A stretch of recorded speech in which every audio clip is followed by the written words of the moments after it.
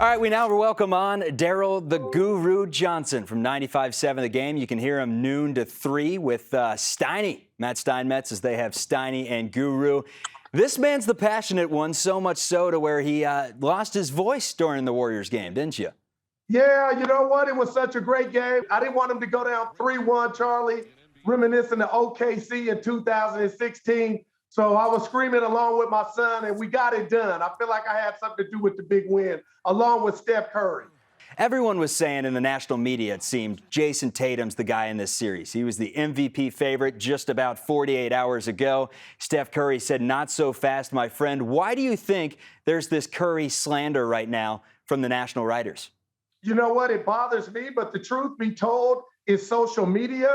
It's the fact that Steph doesn't have an NBA Finals MVP trophy as of yet after 3 visits. I can't stand it. We're talking about a transcendent player, the only unanimous MVP. So right now, Charlie, I believe he's on his way to get that trophy. Obviously, the big part is the Warriors got to win 2 more games. But 43-10 Friday night in Beantown will never be forgotten. It's in the record books, but I just can't stand the national narrative. I think it's jealousy. I think it's his good looks. I think it's his slight stature, the fact that he's not 6'8", Kawhi Leonard. I think a lot of that has something to do with it. And Charlie, I'm gonna hit you with this. I think his upbringing, the fact that, he had his dad who played in the NBA. Shout out to Daryl and Sonia. And I think guys and writers and pundits hate on him for that. It's wrong, but I believe that has something to do with it. Well, the script has been flipped. It's interesting because at one point back in college, he was the darling of the NCAA tournament. Everyone loved Steph Curry when he played at Davidson. I think championship number 1 and maybe even 2 for the Warriors. He was a favorite. And then at some point, you saw it with Kobe, you saw it with Shaq, you saw it with LeBron. Anyone that starts winning multiple championships, all of a sudden the disdain starts coming. Is that how you feel with him? That's a great point, Charlie. And I'm going to use a football term.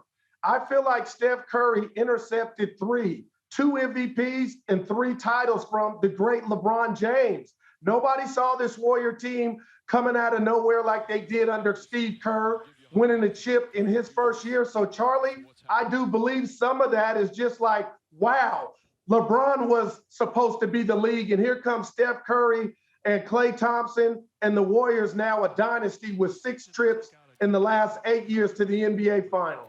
Klay Thompson said that Curry put the team on his back, but the Warriors could not have got it done without Andrew Wiggins. He's playing incredible basketball right now. Went in there with the trees and grabbed 16 rebounds. At one point, you had Steven Jackson, you had Jimmy Butler calling him soft. Doesn't seem so soft right now. When do you think that he just kind of discovered this role as being a glue guy on defense and, just everywhere on offense? You know what? I think it was self-reflection. I think it was a conversation with somebody, maybe just himself, which enabled him to be an all-star the first half this year, Charlie, as we saw. Then he had to find where he fit in when Klay Thompson came back. Little turbulence, but he made the adjustment. This is a number 1 pick. And Steven Jackson, I love you. Kendrick Perkins, I love you. You guys don't know what it means to be a number 1 pick. Andrew Wiggins, it's always been about mindset to me. How about the Jordan Poole for Draymond Green, offense to defense? You see it sometimes in collegiate basketball, not so much in the NBA Finals. I'll tell you this, I'm not a big fan of Draymond or any player podcasting while they're on a championship run, but who am I?